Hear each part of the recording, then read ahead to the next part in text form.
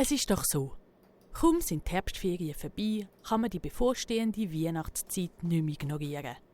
In den Läden kann man schon Weihnachtsgutzli posten, in den Prospekt gibt es Ideen für Weihnachtsgeschenke und wer will einen Adventskalender basteln, muss sich langsam aber sicher schon sputen.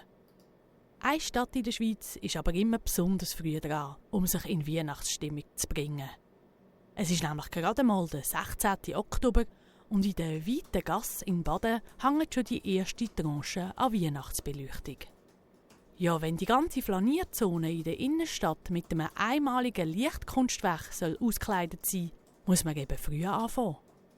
10.200 LED-Lichter gibt es zu montieren, um die Stadt zu einem fast 2 Kilometer langen, begehbaren Kunstwerk werden zu lassen. Die Vera ist Anfang Jahr auf Baden gezogen. Sie kennt die Stadt noch nicht gut, hat sich aber schon voll verliebt. Seit dem April ist sie bei der Stadt angestellt und ihr Job gefällt ihr sehr. Es ist abwechslungsreich, drinnen und draussen. Sie kann viel anpacken und mithelfen. Wo sie aber im September mitbekommt, dass da von der Planung der Weihnachtsbeleuchtung geredet wird, verzieht sie das Gesicht. Wie bitte? Weihnachtsbeleuchtung? Im Oktober sollen wir anfangen, die aufzumachen. Wer kommt denn auf so eine Idee? Rutscht es ihr beim ersten Mal, wo das Thema aufkommt, raus? Ja, klar. Sagt der Röbi mit einer Selbstverständlichkeit, die nur einer sagen kann, der schon seit 13 Jahren für die Weihnachtsbeleuchtung verantwortlich ist. Für ihn ist das eine Vorfreude auf Weihnachten, die nicht früh genug starten kann. Am 19. November ist schliesslich schon das Lichterwecken. Wir haben also nur einen Monat Zeit, um die ganzen 10.200 Lichtchen aufzuhängen. Ihr seid nicht ganz bachen, denkt sich die Vera, wird das aber natürlich nie im Leben laut aussprechen. Im Röbi seine Augen funkeln nämlich bei diesen Ausführungen fast so fest wie die ganze Badener Weihnachtsbeleuchtung. Und gell, abhängen tun wir sie dann erst Mitte Januar. Und das geht auch wieder einen Monat.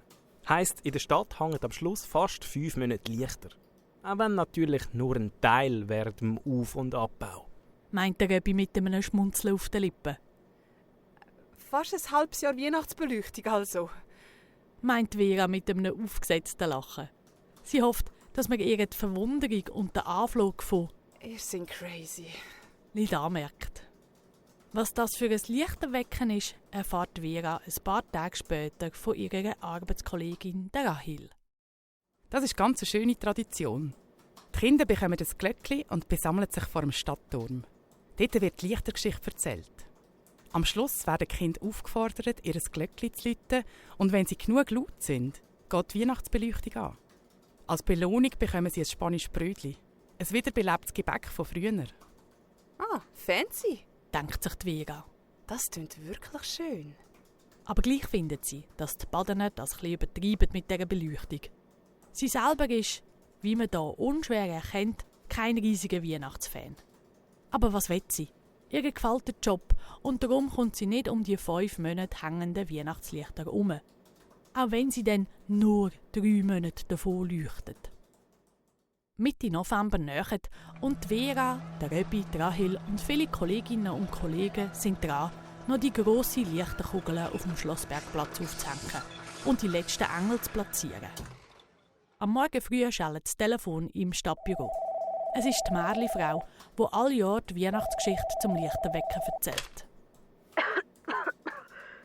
Ich habe keine guten Nachrichten.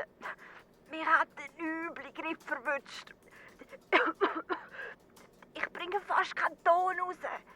Ich werde es auf keinen Fall schaffen, am 19. November den Kindern das Glockenläuten zu entlocken. Ich würde ja mega gerne, aber... Oh. Diese Nachricht ist für alle vom Stadt-Baden-Team ein Schock. Und es ist sofort klar, ein Ersatz muss her. Das könntest doch du machen, sagt der Röbi zu der Vera. Ich? Ich?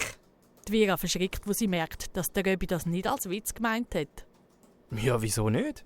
Dann kannst du dich gerade aus einer absoluten Pole-Position von dieser schönen Tradition überzeugen lassen. Das ist tatsächlich eine einmalige Gelegenheit, wo sie sich gut überlegen sollen, meint auch Rahel. Das ist eine Riesenverantwortung. Es sind einmal Hunderte von Kindern, aber auch ganz viele Erwachsene auf dem Schlossbergplatz. Gestopft voll. Und dass die Märchenfrau ausfällt, ist glaube ich bisher noch nie vorgekommen.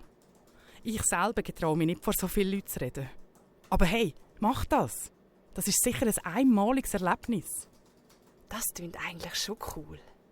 Die Vera ist eine, die gerne Leute um sich herum hat und ist auch keine Scheuche, um vor Menschen zu reden. Nach einer Nacht drüber schlafen, sagt sie zu.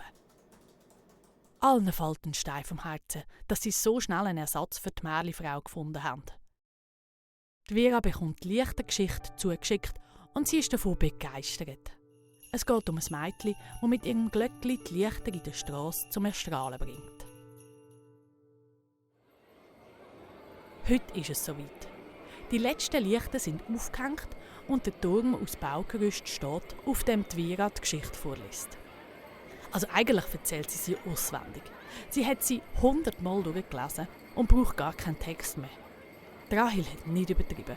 Es hat unglaublich viele Leute auf dem Platz. Am Schluss fordert sie die Kinder auf, mit ihrem Glöckli zu läuten. Alle geben Vollgas. Viele kennen die Geschichte nämlich schon und warten nur darauf, bis sie endlich läuten können. Obwohl, damals ist die Geschichte irgendwie anders erzählt worden. Also nicht inhaltlich, sondern von der Art und Weise.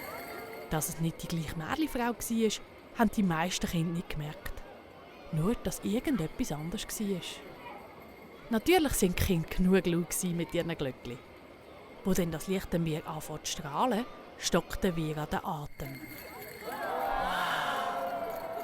Wow, rund sie in sich hinein. Auch von der Bevölkerung gibt es viel A's und O's. Es ist wirklich unglaublich schön. Von ihrem Baugerüstturm oben runter sieht sie nicht nur die riesigen Kugeln vor ihr leuchten, sondern auch in die Gassen rundherum. Alles leuchtet und glänzt. Ihr wird es warm ums Herz und unmittelbar freut sie sich auf die nächsten fast 3 Monate, wo die schönen Lichter die Stadt noch werden erstrahlen. Wo sie vom Turm oben runterkommt, wartet schon der Röbi mit 2 Becher Glühwein in der Hand. Du hast das super gemacht. Lass uns anstoßen. Bei den letzten Abraumarbeiten im Februar ist sie schon fast ein bisschen wehmütig, dass es jetzt vorbei ist. Umso mehr kann sie sich freuen, dass es im Oktober, also nur ein bisschen mehr als um ein halbes Jahr, wieder losgeht mit dem Aufhängen von diesen schönen Lichtchen.